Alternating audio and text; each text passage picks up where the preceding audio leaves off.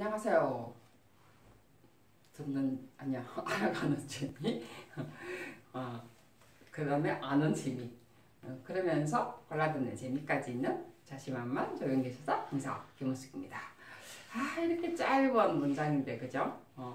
외우기 때문에 안 되는 것 같아요. 그냥 뭐 편안하게 아무렇게나 말해라 이러면 뭐 그때 맞춰서 말해라 이러면 저는 잘할 것 같은데, 꼭 같은 어떤 문장을 하려고 하니까 아마 안 되지 않나, 저는 그래 생각을 합니다. 우리 적용기술자도 마찬가지죠. 모든 기술자는 다 마찬가지인 것 같아요. 항상 보면 뭔가 잘 쓰려고 하면 또 안 되고, 그죠? 그리고 또 외우는 것도 안 되죠. 그래서 저는 뭐든지 외우려고 생각을 하지 않고 이해하려고 하죠. 그래서 우리가 기출문제를 풀어보면 그런 게 정말 외워갖고 하는 게 아니구나 라는 것을 알 수가 있어요. 이것도 마찬가지죠. 자, 식생 콘크리트 구조와 형태입니다. 물론 이제 식생 콘크리트 종류 써라 라고 안 나왔기 때문에 당연히 외우는 건 아니죠. 자, 항상 이야기지만 왜 식생 콘크리트가 나왔는가 라는 것을, 그리고 왜 우리가 적용해서 이것을 하는가, 그리고 어디다 쓰는가 라는 것을 알아야 되겠죠. 물론 식생 콘크리트는 많이 씁니다. 물론 이제 포장에도 쓰죠. 그죠? 기본적으로 맨 앞에는 우리가 식생이 자랄 수 있도록, 그러니까 잔디가 자라는 어떤 식생 콘크리트 블럭이었죠. 그죠? 그래, 이것도 마찬가지죠. 이것도 블럭이죠. 그죠? 왜냐하면 같이 이렇게 끼워 맞추는 개념이잖아요. 끼워 맞추는 개념이기 때문에 블럭이라는 단어를 쓸 수가 있습니다. 단지 바닥으로 하느냐, 그 다음에 엉벽으로 치느냐 라는 개념이 좀 인면형이냐 아니면 바닥형이냐 지열형이냐 라는 개념만 다를 뿐이라고 저는 생각을 해요. 그래서 앞에 우리가 지금 식생 콘크리트 구조가 의외로 지금 많이 사용하고 있습니다. 어디서 사용을 하죠? 당연히 토목에서 사용을 하죠. 그죠? 콘크리트니까. 물론 콘크리트 우리 정형에서도 사용을 합니다만은 우리가 식생 콘크리트라고 했을 때 왜 사용하는가를 생각을 하고, 그 다음에 이것을 또 왜 사용을 하고 어디다 사용을 하는가, 그리고 또 왜 이게 생겨났을까 라고 생각을 해보면 좀 더 쉽지 않을까라는 생각이 들어요. 자, 그래서 오늘 여기에 보면 식생 콘크리트가 뭔가를 먼저 알아야 되겠죠. 그래서 의미가 나와 있습니다.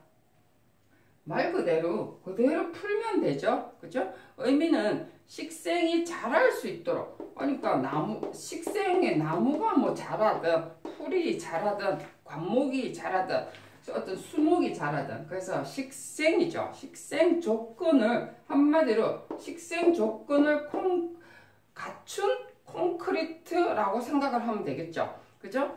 그래서 그냥 일반적으로 콘크리트는 우리가 식생 조건을 갖추지 않았습니다. 근데 그러면 식생 조건을 갖춘 콘크리트의 어떠한 구조는 뭘까라고 생각을 해보면 되겠죠.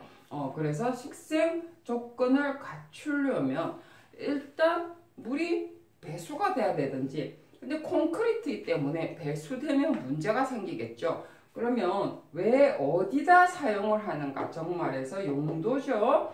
용도이기 때문에 물이 줄줄줄 내려가면 안 되겠죠. 물론 배수구를 만들면 좋은데 배수구를 만들어도 괜찮을 것 같아요. 그러고 보니까. 그래서 식생 조건을 만들려고 보니까 콘크리트의 식생 조건을 만들려고 보니까 아무래도 공극이 있어야 됩니다. 그죠? 그래서 다공질. 자, 다공질이라는 개념이 이 안에 뭐가 들어가기 위해서죠? 물이 들어가든지, 그래서 수분이 있어야죠. 식생이 자라려면 기본적으로 뭐가 있어요? 수분이 있어야 되고, 앞에 습도가 높다라는 개념하고는 다르죠. 그죠? 가장 먼저 수분이 있어야 될 거고요. 그 다음에 식생이 자라려면 기본적으로 토양이 있어야 되죠. 물론 이제 양분도 있어야 되겠죠. 자, 양분도 있어야 됩니다. 자, 그렇게 하기 위해서는 우리 이제 토양 안에 우리가 양분이 들어갈 수도 있고, 물론 우리가 또 물 안에, 물이라는 것 자체가 성질 안에 양분이 유기질 어떤 성분, 수분 안에 다 공기 안에 다 그게 포함이 돼 있죠, 사실. 토양 자체에도 마찬가지죠. 그래서 가장 기본은 토양이 있어야 된다는 소리야. 토양 안에 공급이 들어가죠. 토양의 어떠한 성질 보면은, 그죠? 다 이렇게 모여 있죠. 그래서 이렇게 다 모여서 하나의 구조를 이루게 됩니다. 이것을 우리가 토양의 입자, 토립입자라고 하죠. 그죠? 요 안에는 고상, 앞에 토양 이야기 다 나왔어요. 기상, 기체죠. 기체. 그 다음에 액체. 그래서 이러한 상태로 모였다. 이래서 우리가 고상, 그러니까 고체, 기체, 액체가 있는데 이러한 상태가 모여있다. 한 토립 안에는, 하나의 입자 안에는 이런 것이 다 모여서 하나의 토립을 이룬다고 그랬죠. 그래서 이런 상태를 우리가 고상, 기상, 액상이라고 그러죠. 상태를 말하는 거죠. 자, 그래서 이 암만 이거 안에 있으면 돼요. 그래서 가장 중요한 것은 토양이 있어야 되겠죠. 그죠? 식물이 자라는 어떠한 가장 기본적인 것. 그 안에, 요 안에 토립자 안에 물을 넣어주면 되는 거고, 그 다음에 거기다가 양분이 들어가는 거죠. 그래서 가장 중요한 것은 사실은 토양이 들어가야 되는 겁니다. 그러기 위해서는 우리가 다공질이라는 개념이 들어가는 거죠. 그래서 식물이 자랄 수 있도록 이렇게 콘크리트 내에 식물에 연속적으로 배양 가능할 수 있다는 거죠. 그래서 어제 간단하게 일하면 식생의 조건을 갖춘다라는 거죠. 식생의 조건을 근데 계속적으로 자라야 되니까 연속성의 공격성, 정말해서 옆에 우리가 다공질 우리가 말하는 이런 것을 콘크리트라고 하죠. 그죠? 자, 그래서 시험에는 식생 콘크리트라는 구조라는 것도 있었지만 다공질 콘크리트라고도 시험에 나왔습니다. 시험 문제 보면 그렇게 나와 있죠. 그래서 다공질 콘크리트 하면서 뒤에 밑에 옆에 밑에 적혀 있죠. 공극이 연속적으로 생성되도록 골재 입자를 한정시켰다는 거죠. 골재의 입자를, 골재의 어떤 규격을, 콘크리트는 아무래도 강도가 있어야 되니까 토목에서 말하는 강도가 있어야 되는데 그렇지 않고 그런 골재 입자를 한정시켜서 여기 어떻게 한다고요? 공급률을 만들었다는 거죠. 주로 3에서 35%의 어떠한 공급률을 만들었다고 그래요. 물론 이제 어떻게 만들었는가는 저도 잘 모르겠지만 어쨌든 이렇게 만들어졌다라고 합니다.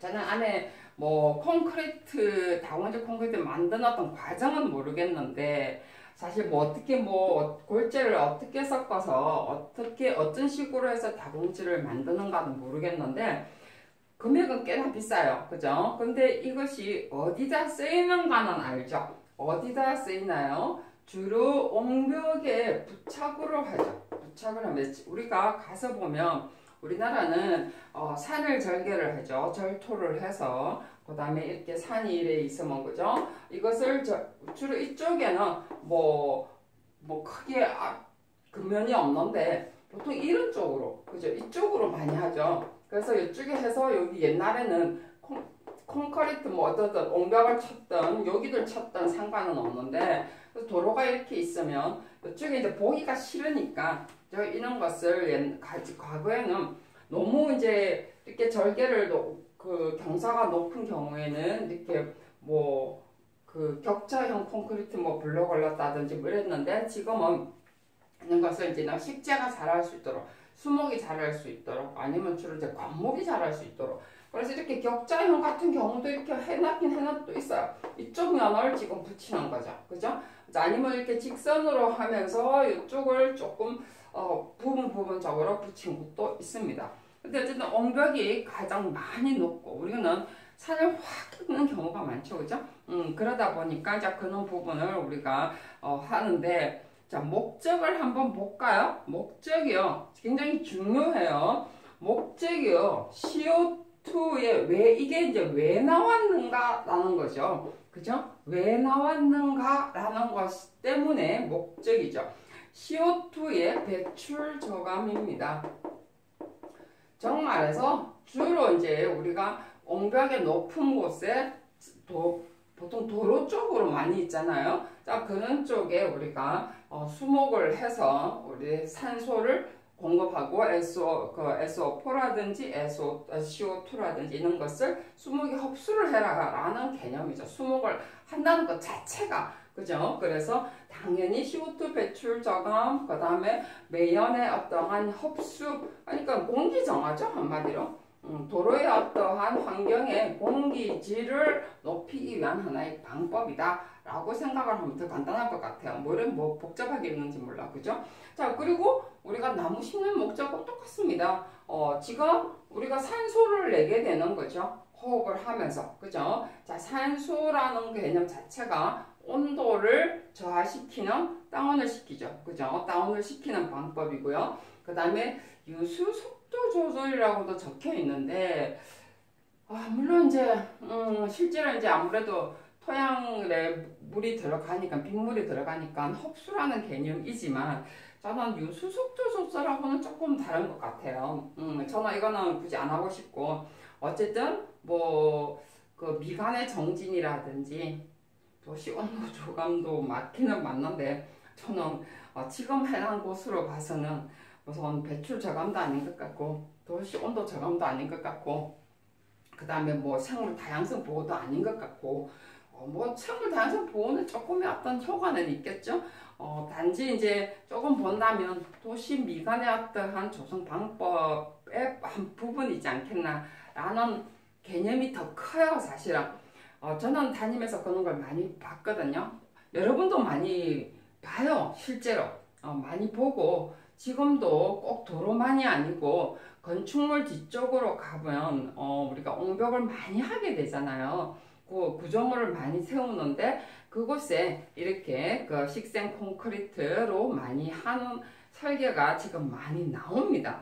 많이 나오는 이유 중에 하나가 우리가 앞에 이야기했죠. 옹벽이라는 것이 토지 이용도를 높이기 위해서 해주면서 구조적으로 안정을 주는 방법이죠. 그죠? 자, 그랬는데 콘크리트 그냥 옹벽만 뭐 몇 메다, 5m, 6m 막 이렇게 쫙 하니까 보기 싫으니까 그것을 우리가 콘크리트, 식생 콘크리트에 하나 더 넣어서 이왕이면 수목도 좀 식생도 잘할 수 있도록 하자라고 하기에는 저는 가격이 너무 비싸다 라고 생각을 해요. 아직 뭐 초기라서 그런지는 모르겠지만 우리가 공동묘를 이렇게 만드는데 비용이 많이 드는가는 모르겠지만 실제 우리가 저 시공하는 어떤 방법도 봤는데 뒤에 옹벽을 합니다. 기본적으로. 왜냐면 앞에도 이야기했지만 몇 메다씩 올라가기 때문에 우리가 조경에서는 보통 2m, 3m까지만 조경에서는 하죠. 왜냐하면 구조적으로 크게 안정을 요하지 않는 이런 부분, 구조적으로 어떤 무너짐이 없는 이런 곳이 보통 2m 이하이기 때문에 조경에서는 2m 이하의 어떤 옹벽은 해요. 자연석 쌓기를 하든 아니면 안전벽을 하든 무슨 경마든 미적인 어떤 개념을 하든 간에 2m 이하의 어떤 옹벽은 조경에서도 합니다. 그 이상의 옹벽은요, 2m 이상의 옹벽은요, 실제 어떤 구조적인 안정이 필요하고 그 다음에 그 밑에 기초가 그러니까 옹벽의 기초가 아주 구조적으로 안정하고 그 다음에 뒤에 산에서 내려오는 어떠한 이 옹벽했던 전복이나 산세태가 안 일어나야 되죠. 그죠? 그래서 그런 부분들 때문에 실제로 우리가 조경에서는 사실 잘 하지 않습니다. 그래서 이제 2m 이하의 옹벽에 한해서 우리가 식생 콘크리트 정말 보기가 싫으니까 2m 이하 같으면 자연석 쌓기를 해도 무방하고요. 그 다음에 화개를 넣어서 우리가 또 조금 낮추는 방법도 있죠. 화개를 좀 좁게 하면 되는 거니까. 그랬는데 2m 이상이 됐기 때문에 시각적으로 보기 싫어서 하는 경우가 상당수죠. 자, 그래서 이제 그러니까 결국은 구조적으로 옹벽이나 산사태가 나지 않도록 구조적으로 안정해야 되는 거는 확실합니다. 자, 그래서 우리가 뒤에 이야기했지만 뒤에 옹벽을 치고요. 옹벽에 배수 구멍도 다 만들어야 돼요. 물이 배수가 될 수 있도록 만들어 줘야 되거든요. 그래야 밑에 용출수라든지 이런 것 때문에 그래서 우리가 토양이 물을 머금지 않도록 물이 다 배수가 되도록 다 만들어 줘야 되죠. 자, 그래서 여기에 보면 제가 앞에 이야기했지만 일단 목적은 그렇게 만들어졌고요. 근데 지금은 도시 미관의 정지인이 조금 더 가깝긴 가깝죠. 자, 종류는요. 구조형 블록 정말에서 블록 형태죠. 정말 끼워 맞추는 형식이라는 거죠. 그래서 구조적으로 안정이 됐다라고 치면 밑에 옹벽은 뭐 T자형이 됐든 그다음 역T가 됐든 그죠? 역T형 우리가 옹벽도 하죠. 역T가 됐든 뭐 이래서 옹벽이 지금 밑에 이제 GL에서 보면 이렇게 올라갑니다. 자, 올라가는데 그래서 이렇게 되겠죠. 자, 여기에 지금 이렇게 붙이는 거예요. 그래서 블럭이죠. 그죠? 그래서 이렇게 차곡차곡 끼워 맞추는 이 뭐라고 그러죠? 레고라고 하나요? 블록 있죠, 그죠? 블록 우리가 어린 애들 이렇게 집 쌓기 하는 블록 그런 거 보고 레고라고 하죠. 일명 그죠? 레고 자체는 상표 이름인 것 같고요. 그래서 이제 블록형이라고 하는데 그 끼워 맞춰서 이렇게 쌓아 올라가는 형태죠. 자, 그래서 이렇게 구조형 블록형이 있고요. 그 다음에 섬유재로 혼입형이 있습니다. 두 가지 어떤 형태가 있는데 사실 섬유재로 혼입형 같은 경우는 지금 제가 볼 때는 잘 쓰진 않고요. 왜냐하면 재료도 비싸고 그 다음에 어떤 이게 개발이 아직은 좀 덜 된 부분이 있는 게 우리가 식생이 잘 자라야 되다 보니까 죽으면 안 되잖아요. 일단은 목적 자체가 다공질이고 식생을 위한 거니까. 근데 우리가 섬유재료 혼입형 같은 경우는 아무래도 황토라든지 섬유 어떤 제품을 넣다 보니까 조금 무르게 되죠. 물론 이제 그러니까 뒤에는 이미 사면이 콘크리트 옹벽이 받쳐주지만 이쪽 자체가 물러서 조금 뭔가 부서진다라든지 이러면은 문제가 생기니까. 그래서 구조형 블록형이 제가 볼 때는 지금 더 많이 사용되는 것 같아요. 그래서 내용을 보면은 여기에 보면 이제 목적을 잠깐 위에 또 용도를 봅시다. 구조형 호환 보호용이 있고요. 제가 왜 해야 되느냐면 뒤에 그 용도에 따라서 뒤에 요구되는 성능이 있다라는 거죠. 그죠? 무조건 우리가 식생 블록이라 해서 무조건 공급률을 무조건 좋게 할 수는 없다는 거예요. 그래서 요구 성능에 따라서 공급이 다르다는 거예요. 여러분이 그거를 조금 이해를 좀 하시고 보면은 여러분이 호환 블록이라든지 이런 것, 그 다음에 옹벽이라든지 이런 것이 좀 더 이해가 좋은데 지금은 재료의 어떤 다양화가 안 돼가지고 제가 볼 때는 거의 다 같은 재료를 쓰는 것 같아요. 거의 다 조금 경질형, 공급률이 좀 낮은. 그래서 아무래도 홍안 같은 경우는 파도는 아니죠, 그죠? 물결이나 어떤 침투 때문에 문제가 생기기 때문에 약간 단단해야 되잖아요. 그렇기 때문에 실제로 어떤 공급률 자체가 낮게 만들 수밖에 없다는 거죠. 자, 그런 제품 원래는 호환형에서 만들어졌거든요. 그런 제품을 지금 제가 볼 때는 그대로 조금 쓰지 않나 모르겠어요. 아직은 제가 만담한 어떤 과정을 못 봤기 때문에. 그리고 공급률 자체가 이렇게 확실히 확 나오진 않죠. 성분 자체가 성능 자체가 이렇게 완전히 입증되진 않았다는 거죠. 지금 이제 시도하는 입장이니까. 자, 그래서 우리가 용도는요. 구조물이나 호환 보호형 그리고 도시 미관형. 자, 도시 미관형 같으면 식생이 잘 자라야 되겠죠. 그래서 공급률이 좋든지 아니면 앞에 섬유재료 혼입형이 되든지 이렇게 돼야 되는데 앞에 이야기했던 것처럼 그렇지 못하다는 거예요. 그 다음에 차음하고 방음도 있습니다.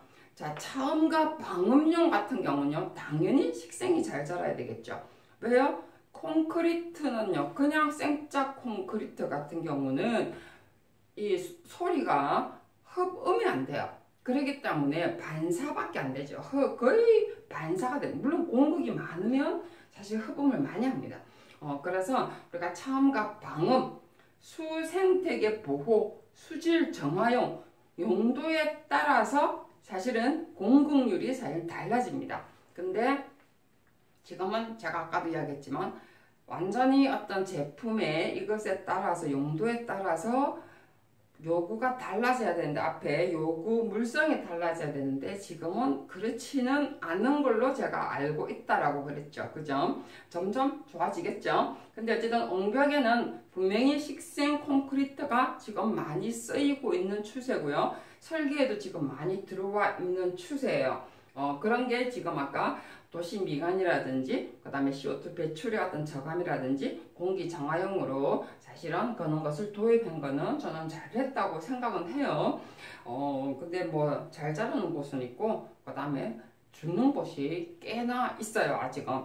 자, 그래서 이제 우리가 여기까지 어쨌든 다공질 철근 다공질 콘크리트의 제품 그리고 종류는 구조물, 블록이 있고 섬유, 제로, 혼입이 있다라는 거. 자, 결국은 다 비슷한 말입니다만은 똑같은 공통적인 특징은요. 다공성이고 보수성이 있고 보비력을 다 함축을 하고 있고 식물 성장 유도를 위해서 안에 촉진제까지 들어와 있다라는 사실이에요. 그래서 비싸다는 거죠. 그리고 용도별 아까 요구는요. 결국은 그 용도에 따라서 투수냐 아니면 강도를 볼 것이냐 그 다음에 흡음의 정도를 볼 것이냐 동결의 정도를 볼 것이냐 자 이런 요구 물성이 각각 다르다는 거죠. 자 여기까지 하고요. 다음 시간에는 용도별 주 요구 물성의 내용들에 우리가 조금 더 지금 이제 추세가 이러니까 우리가 그런 부분들을 적용적인 입장에서 앞에 이제 정말 적용해서 여러분들이 현장에 나갔을 때 무엇을 볼 것인가 라는 입장에서 제가 한번 설명을 드리도록 하겠습니다. 어차피 105강까지 채워야 되니까요. 자 오늘 수고 많이 하셨고요. 다음 시간에 뵙도록 하겠습니다. 수고하셨습니다.